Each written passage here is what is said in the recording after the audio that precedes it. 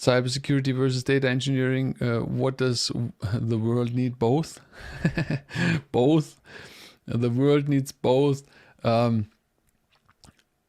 A good cybersecurity, good security around everything, around your platform, around your processes, around your APIs.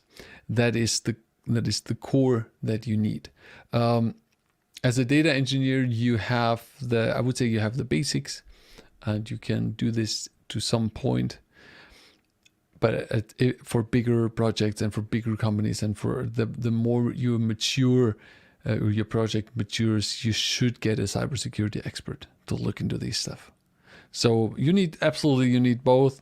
Cybersecurity is a big topic that is coming more and more. The more people move to the cloud and away from their private cloud or their local stuff. That's where stuff can. That's where this goes.